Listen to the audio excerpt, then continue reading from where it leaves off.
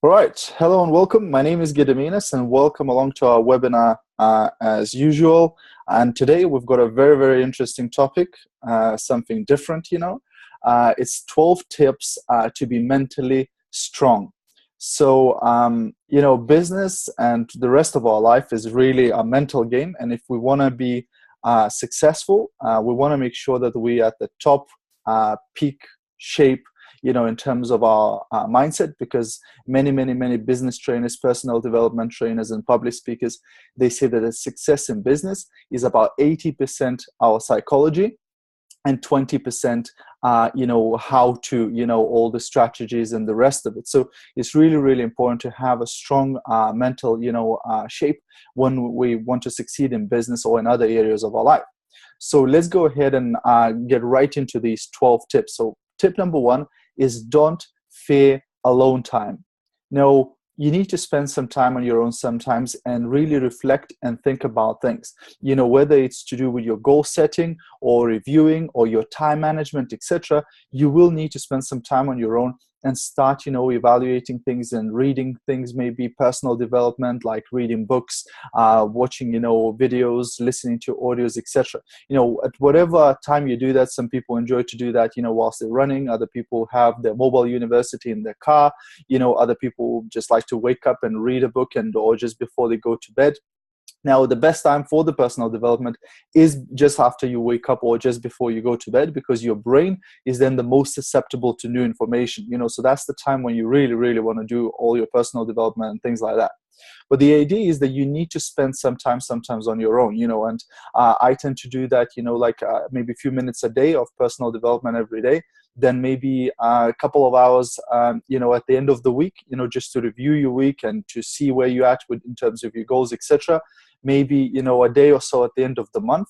And I usually spend, at least a couple of days at the end of the year reviewing my year, where have I gone, what have I achieved, what I have not achieved I wanted, and planning the next year. Some people think it's strange, but at the beginning of the year, I pretty much have a layout of the rest of my brand new year, where I'm going to be, what sort of trainings I'm going to be doing, etc. Just a rough idea. And then it fills up, of course, as it go along. So that's number one, don't fear alone time. Number two is don't dwell on the past. The great personal development guru, Tony Robbins, says we need to learn from the past, but we shouldn't live in the past. So the idea is that, yes, we do need to learn from the past, because if you don't, then you do same mistakes every single year. Very often when I meet people in terms of personal development and coaching them, very often they say, well, I have 10 years experience in this thing. And I go, well, actually you have 1 year's experience repeated 10 times, which means that you keep doing the same things every single year and expect a different result. And we know what that means. That's the first sign of insanity. So it's really important to allow yourself to learn from the past, but not to develop in it or let it affect your future. Too many people try to achieve something, but they keep looking to the past. They go, oh, but I failed there, or because people laughed at me at this point, or whatever. Like, looking at your past is same like trying to drive your car only looking at the rear view mirrors. Ain't gonna work like that. You have to look for your front screen, etc. So same way in your life, you can't dwell on the past too much. Number three, don't feel that the world owes you. And there's so many people with this entitlement mentality where they believe that the world owes them a favor. They believe that, the government should give them something, and they believe that their parents should have given them something, and they believe that the partner, owes them whatever, right? It's important to understand that nobody owes you a squat, right? It is your responsibility, to get whatever you need to get, etc. And more than that is really thinking about successful people in life. They say that about 90% of millionaires out there are first-time millionaires, which means it's not old money. It wasn't left to them by their parents or grandparents, etc. These are the people who started from scratch and made it happen, and these are the successful people out there. So really it's important to get rid of that entitlement mentality, because otherwise you're always going to be handicapped by it, thinking, oh, but if only the government, made the taxes smaller, but if only the company made it easier for me to do this, if only people did more, for me, or whatever. That's a really, really tough, angle to come from, as opposed to being in charge of your own success and saying, hey, look, if it's to be, it's up to me. Number 4, don't expect immediate results. That's really, really important in business, because there's so many people, who who overestimate what they could do in 6 months, and they underestimate what they could do in the next 6 years. When it comes to results in business, most people expect to make the million, by the end of the week. They expect to hit the highest rank by the end of the month. And when it doesn't happen, they get disappointed, and they quit, and they get upset with the business model or with people or whatever. So again, understand that it will take some time, it will take some persistence, it will take some effort, etc. The little saying that I really, really like, it says basically that when God sends you a present, he wraps it in problems, or he wraps it in challenges. And whether you are able to unwrap those challenges and overcome those problems will determine if you're worthy of the gift inside, which is a great way of looking at it. So if you want to achieve the highest level in your business, guess what? You're going to come across some challenges, and whether you're going to be able to manage those challenges and overcome those challenges will determine whether you're worthy of the top rank in your business, or of that income, or of that whatever goal you have, right? So that's number 4. Don't expect immediate results. Number 5, don't worry about pleasing everyone. Guess what? You cannot be everybody's cup of tea. Some people gonna love you, and some people gonna hate you. That's just part of the thing, So if you're gonna try and please everyone, or actually, let me put it this way: if you've been doing stuff, for example, for your home-based business, if you've been approaching people, if you've been doing stuff on social media, etc., and you didn't get any haters, like nobody laughed at you, or nobody sent you a sneezy comment or whatever, that means you're not doing enough of it, right? That means you just, you're doing a little less than you should be doing, right? Because if you're doing it properly, people will laugh at you. You will get, the haters, etc. Jim Rohn used to say there's only few really nasty people out there, but they move around a lot. So you will you will come across them once in a while, and they will, try to take you out, etc. We call them dream stealers, or whatever you like to call them, right? But there are some people who, not going to be happy about your success. They're not going to be happy about you changing to the better, about you wanting to get to the next level in your life, etc. And they're going to try and drag you down. I like the comparison of crabs in the bucket. Now, I don't know how many of you have ever seen crabs in a bucket, but when fishermen catch crabs, they don't need to cover the bucket. They're not afraid that the crabs will run away, because when you throw crabs in a bucket, they are free to come out, and they could come out. And as soon as one starts climbing its way out of the bucket, guess what happens? The rest of the crabs grabs it and drags it down. When another one tries to get out, they do the same thing again, and they basically keep each other, to their certain death. So really, that's how people are as well. Sometimes, they try to drag people down, keep them like the crabs in a bucket. Okay, so that's number 5. Don't worry about pleasing everyone. Number 6, don't waste time feeling sorry for yourself. Guess what?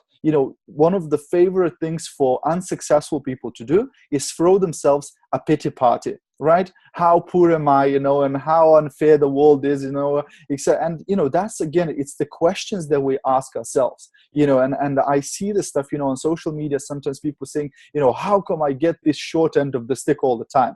And I comment on that. I go, well, because you ask this type of questions, right? Because what you ask, you will receive, right? So if you ask, why am I fat?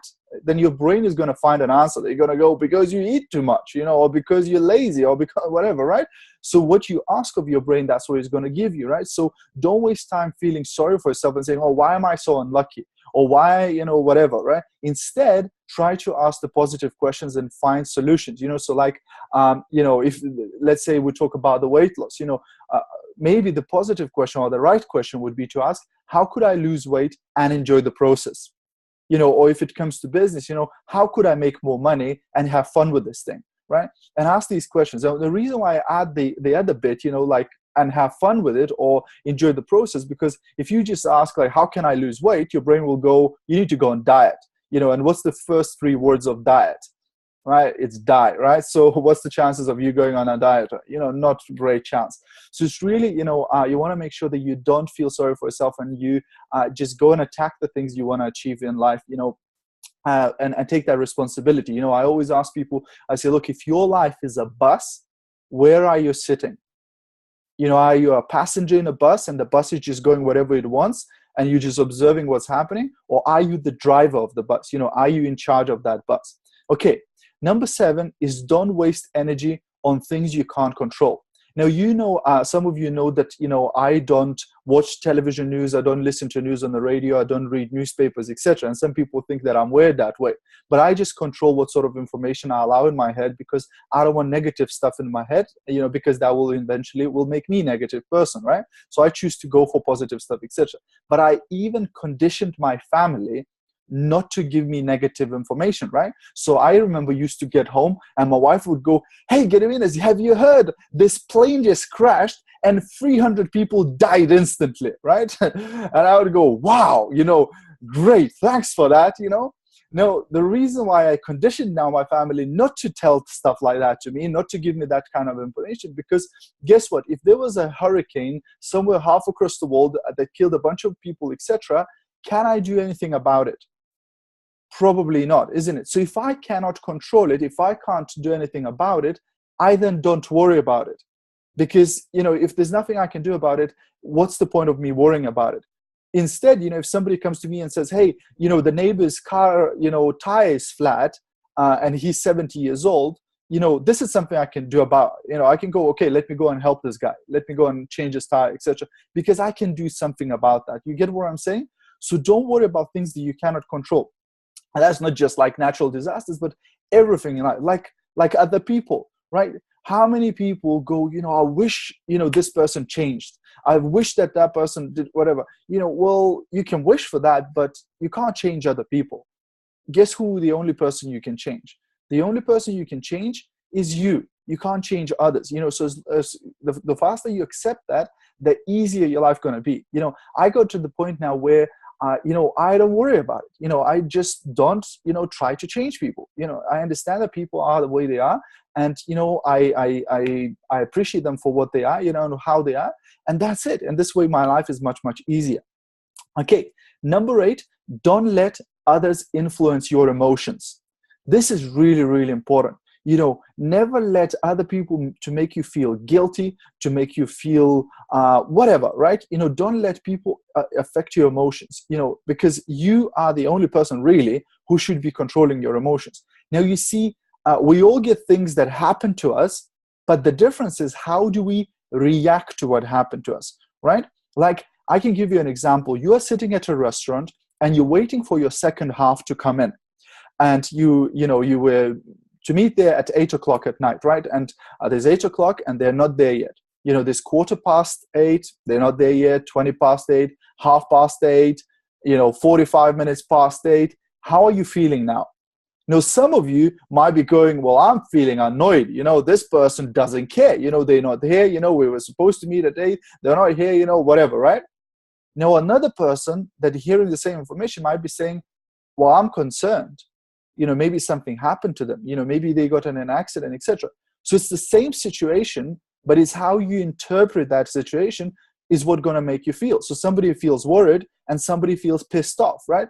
So it's really important to understand that any situation in life, you choose how to respond to it. You can respond to it with anger, you can respond to it with whatever, or you can respond to it with love or with, compassion or whatever. So you choose the response, and that's your choice, and as soon as you get that, as soon as you understand that, again, you become so much more emotionally stable, if you like, or in control of your emotions, right? Okay, number 9, don't resent on other people's success. Oh, that's a big one. That's the one that I fought for a long, long time. It took me so long to overcome this one, because, I used to say the right things, But deep inside, whenever I would see somebody succeeding, or somebody getting results faster than I was getting, or somebody, you know, appearing to have done less work and getting better results than me, oh, that would drive me nuts. It would drive me crazy. You know, I'd go, how come this person is getting those results and I'm not? How come they're making this money and I'm not? How come they got, you know, this, that, or the other and I haven't, etc. So that's a big one, you know, and for a lot of people, this is work. It's like a muscle, you know, you need to develop it, you know. So first, it might not be easy, but bit by bit, you know, you need to develop this where really successful people, they are happy for everyone. They're, I mean, I promise you, you know, if you spend time with really, really successful people, with super wealthy people, etc., what you find that they are just happy for everyone to win. You know, like I remember, you know, watching this trading of this guy who made, you know, a lot of money in network marketing industry, etc. And he was talking about the fact, like, you know, when somebody is in your team and you are best friend for them and you know, all hang out and you go to restaurants together, etc. And then tomorrow your team member decides to quit your business and join another company. Oh, now they are enemy, isn't it? Right? Now then you're not going to talk to them. You're going to, you know, ban them. You're going to block them on Facebook, except because now, what? Just because they chose another path than you, just because they chose another company or whatever, now they are your enemy? You know, can you understand how low that is and how, like, wow. I mean, imagine like if your friend started wearing, you know, Nike instead of Adidas and you stop talking to them, right? Oh my gosh, you know, how dare you, right? But that's how people are. So this is really, you know, and that's, you know, that leader, remember when he was doing that training, he was like, I don't care. You know, if somebody quits my team and goes to do something else, I go like, hey, that's super awesome. You know, I respect you for making that decision. Keep me up to date on your successes, you know, and I wish you the best. And guess what? Loads of those people will come back later to his team anyway, right? Because he kept that relationship, because he didn't burn those bridges, etc. But so many people are quick to attack, quick to bite, quick to insult, quick to, you know, burn those relationships, and it's game over after that. So that's, you know, don't resent on other people's success. Number 10, don't shy away from responsibilities. You know, don't shy away from responsibilities. That's a big one. You know, especially if you want to become successful in business, you need to start taking responsibility, first of all, of your life, you know, of your actions, of your, you know, what you do, what you say to other people, etc. But then also, like, just taking responsibilities, like in business. If there's a home-based, if there's a business opportunity presentation happening and you're not the one organizing it, why not ask the person, hey, how can I help? What can I do? You know, maybe I can bring some biscuits. Maybe I can help you with that. Maybe I can help to set out the chairs, etc. Take on responsibility. You know, if there's a training event, again, ask, how can I help? How can I assist? If there's a conference happening, again, ask, how can I contribute, etc. You know, if you take responsibilities, eventually you will get the results, you will get the recognition, you will get with the right people, etc. You know, so taking the responsibility is one of the biggest steps in your life, you know, taking that control, you know, and taking responsibility for your success or your failure. You know, like when you take that responsibility, where you go, look, if I'm going to succeed, it's because of me. If I'm going to fail, I've got nobody to blame, just me as well. That frees you so much, you know, instead of blaming your sponsor or your team members or the company or the country or the you know, that the newspaper come in wrinkled, you know, and that ruined your day or whatever it is, right? So that's really, really important. Okay, number 11, don't give up after the first failure. Oh, that's a big one. You know, so many people, they have the right intentions, they have the right, you know, passion and everything, they want to do it, but then as soon as they get hit with a challenge, as soon as they get hit with a problem, they give up. You know, and again, I could give you hundreds and hundreds of these examples, but you know, some of you heard of the story of Thomas Edison, you know, inventing the light bulb. And you know, after like 5,000 failed attempts, somebody spoke to him and they said, how do you feel about like failing 5,000 times to invent this light bulb? And he went, well, I haven't failed 5,000 times. He just goes, I figured out 5,000 ways of not inventing the light bulb, right? You know, and he goes, I'll just keep working. And after like 10,000, he made it happen, right? Colonel Sanders, you know, he had this recipe for this amazing Southern fried chicken, right? And again, he approached, I think, 1,009 restaurants who all turned him down, went, no, we're not interested, no, we're not interested, no, we're not interested. And then 1,010, 10th restaurant went, yeah, we'll buy your recipe for the Southern fried chicken, right? And now KFC is all over the world, etc. And these stories go on and on and on. Oprah Winfrey, Michael Jordan, and all of these people being turned down and told that you will never be playing basketball, you'll never be on television, you'll never be a singer, and all go to become successful. But how many of people, in business and in other areas of their life, they try to do something and somebody shoots them down, or somebody, gives a negative comment, and they give up because they go, oh my gosh, I can't take that, or, I'm not good at that, etc. So listen less to other people and don't worry about failure. If you just fail forward, there's no failure, but just experience, just learning opportunities. So if you do something, it doesn't work out, you change your approach. What if that doesn't work out? You change your approach again. What if that doesn't work out? You change your approach, and you keep changing your approach until it works for you, until you get a result. Not until you quit, but until you get the result, right? That's the only way to success. Okay, and the last one, tip number 12, is don't fear taking calculated risk. Now, people, I don't want risk, I'm afraid of risking, but guess what? Safe is the new risky. If you just sit and you do nothing, then you will definitely fail. That's the surefire way to fail, is not to do anything. But if you want to succeed, you will have to take some risks, like risks of risking your face. In terms of your reputation, you do something, like network marketing, and 99% of your friends are in traditional job, and you will get criticism. People will laugh at you, and you're risking your face, you're risking your reputation. Then you start building your business, and an opportunities arise, like to invest money into something, where, you might put an advertisement somewhere, or you might buy some leads, or you might invest in a training course or whatever. And that's a risk, because that might not turn out to be a good idea, whatever. You might lose some money. And guess what? Again, the most successful people that I met in our business and in our industry and generally out there are the people who have risked the most. People who at one point, have lost money and lots of it, but then made a lot of money, etc. One of the guys that is really, really now becoming more and more prominent in the personal development, but also in science, etc., is a guy called Elon Musk. Now I don't know how many of you have heard of Elon, but he's a very futuristic guy, a scientist.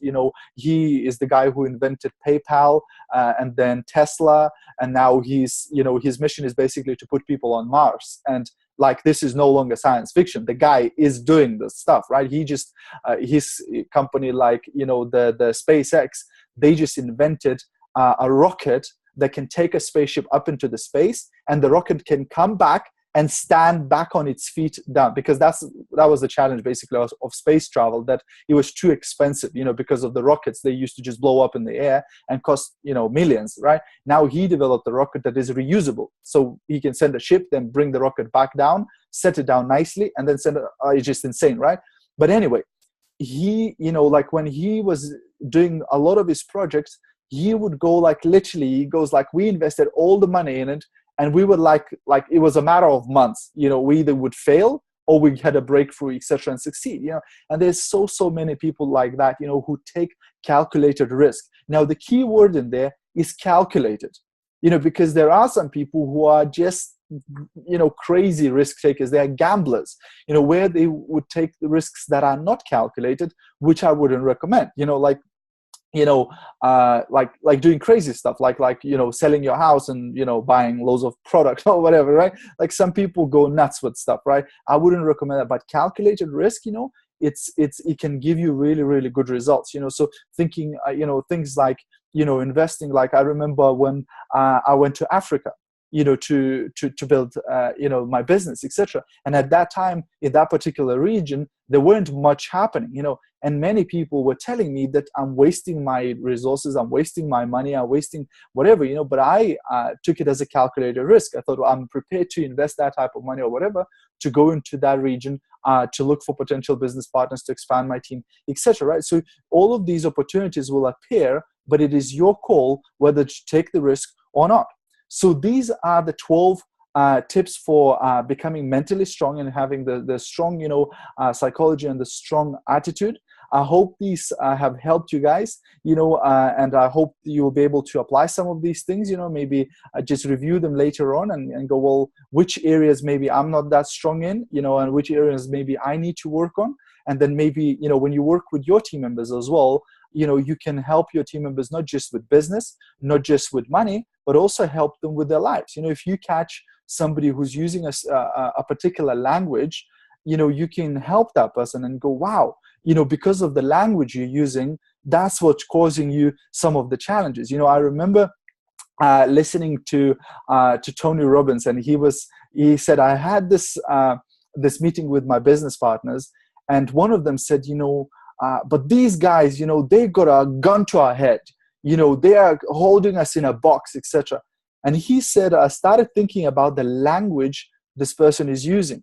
Now imagine if somebody's obviously nobody's holding a gun to their head or having them in a box, but imagine if you feel like you are in a box, or if you feel that somebody's holding a gun to your head. Do you think you would get a little bit stressed in your life if you felt like that? Absolutely, right? So it's really, really important to listen the language that people use when you talk to them, right? I was just talking to somebody today, and they said that I feel in my life like I'm in the prison. Now imagine how that would feel, how that would make you feel if you felt like you live in a prison, right? So the metaphors that we use in our life, and the metaphors, that other people use, the language that other people use, it's very, very important, because this way we can help that person if we understand where they're coming from, if we understand how they feel. So when it comes to recruiting people into your business, when it comes to helping people in your team, etc., to earn money, to succeed in business, etc., very often we don't hear people. We just try to put our agenda across. We just try to tell them what to do from our own perspective without actually listening to that person and hearing them out. What is really stopping them? One of my favorite questions to ask people is, like, what challenges are you experiencing? Or what is stopping you from greatness right now, right? I go to a person, look, if you could have anything you wanted and achieve anything you wanted, what would it be? And then I go, what is stopping you from that greatness right now? What do you think are the blocks? What do you think are the challenges? And I listen to what they say.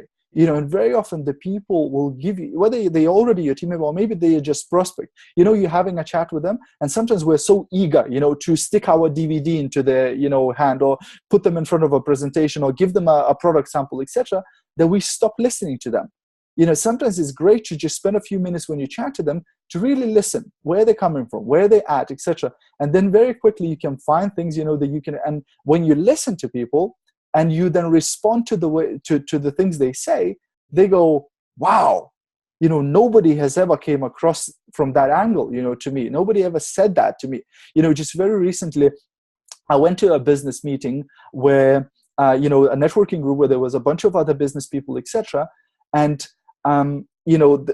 in that group, there was already somebody from my company in that group, right, who've been going to that networking group for a while, right? And I went there for the first time. I've never been there before.